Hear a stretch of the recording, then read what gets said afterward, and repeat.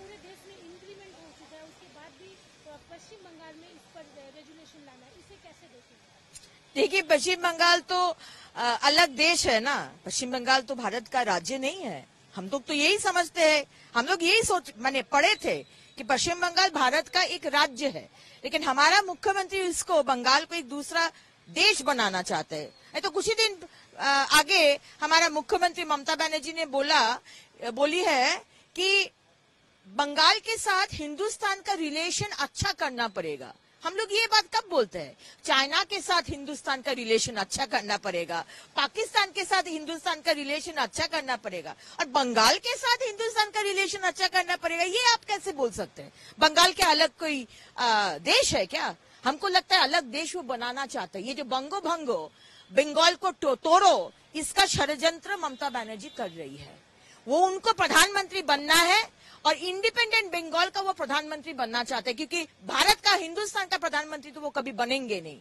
और इसीलिए आज बंगाल के विषय में जो भी बात हो रहे, आज जो आइन हो गया है, न्याय संहिता, जो आइन में भारत सरकार ने ये लाया है कि जो मॉब लिंचिंग करेगा, जो महिला के ऊपर अत्याचार करेगा, उसको स्ट्रिक्ट से स्ट्रिक्टर पनिशमेंट दिया जाएगा, कैपिटल पनिशमेंट भी दिया जा सकता है। आप इसको विरोध कर रहे हैं? आपका स्टेट में कोई लॉ एंड ऑर्डर नहीं, आपका स्टेट में कोई महिला का कोई इज्जत नहीं। रोज महिला गैंगरेप होता है, 6 बरस से 60 बरस तक, 80 बरस तक गैंगरेप किया जाता है, और जो आइन बन गया है आप उसको आज लेकर आ रहे। तो आज ये प्रमाण होता है कि मुख्यमंत्री ममता बनर्जी बंगाल को तोड़ना चाहते हैं, बंगाल को भारत से तुड़वा के प्रधानमंत्री बनना चाहते हैं। यहाँ का अलग से संविधान तो वो मानते नहीं है। हम लोग तो देखे ही थे, संविधान हाथ में लेकर जब मुख्यमंत्री नहीं थे तो ये तोड़फोड़ किए थे, और तोड़फोड़ करने के बाद वही टीएमसी का सैलरी से वो सब माने कि ये काटा गया था, जितना भी डिस्ट्रक्शन हुआ था। आज स्टेट का एक अलग एंथम हो गया है, एक देश का एंथम है, और अभी स्टेट का अलग एंथम। कुछ दिन में हम लोग देखेंगे कि पश्चिम बंगाल का एक अलग फ्लैग होगा। तो ये पूरा जो विषय है, पूरा इसका कोई जरूरत ही नहीं है और पूरा असंवैधानिक है। जो आज जो आइन हो गया है उसको लेकर आज चर्चा हुआ हमारे विधानसभा में। असेंबली सेशन में देखा उनके स्पीच का बॉयकॉट 2 बार किया, 2 बार आप लोग बाहर गए, फिर अंदर आए। देखिए, हम लोग जब तक फिराद हाकिम माफी नहीं मांगेंगे, और उनका जो स्टेटमेंट है दावती इस्लाम, वो बोले थे कि हम लोग जो इस्लाम में जन्म लिए हैं, हम लोग का सौभाग्य है, सौभाग्यवान है, और जो लोग दूसरे धर्म से जन्म लिए हैं, हिंदू, क्रिश्चियन, सिख, उन लोग को बहुत दुर्भाग्य है। ये बोलने का अधिकार एक सांविधानिक पद में बैठा हुआ ये पश्चिम बंगाल सरकार का एक मंत्री, कैबिनेट मंत्री, ममता बनर्जी के बहुत क्लोज, और कलकत्ता महानगर के मेयर, उनका कोई हक नहीं होता है। तो उनको माफी मांगना है।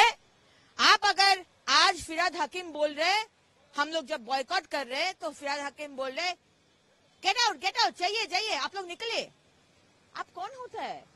आप क्या स्पीकर असेंबली चला रहे कि स्पीकर चला रहे? आप कौन होते हैं बोलने का? और आज फिराद हाकिम हम लोग को, बीजेपी का विधायक को असेंबली से विताड़ित कर रहे।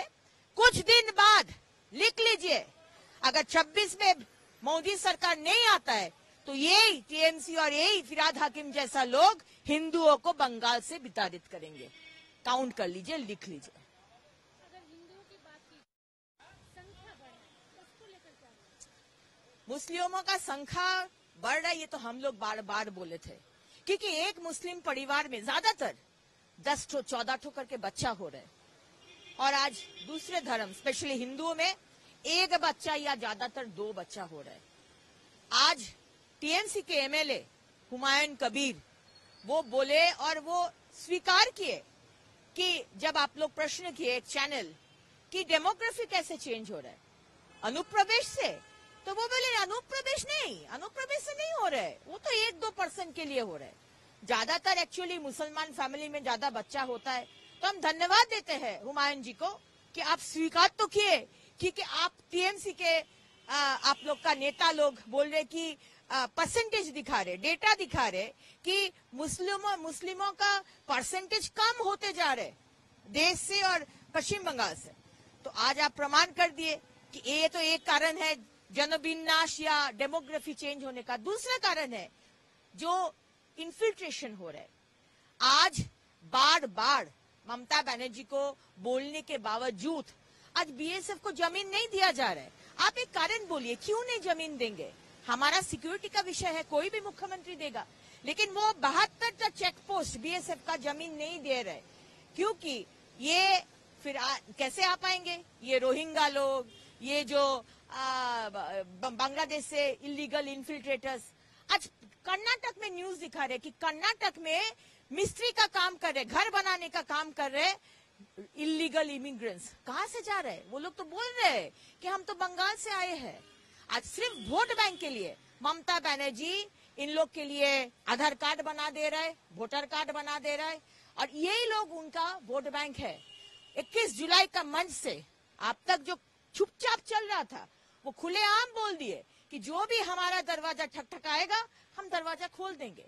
तो आप सोचिए, कुछ दिन पहले बांग्लादेश में जो डिस्टरबेंस हुआ, जो मारपीट, जो इतना गोलाबाजी हुआ, वो जो लोग किए, फंडामेंटलिस्ट ऑर्गेनाइजेशन कॉल जमात-ई इस्लामी और उनका छात्र संगठन को बांग्लादेश सरकार बैन करेंगे कुछ ही दिनों में।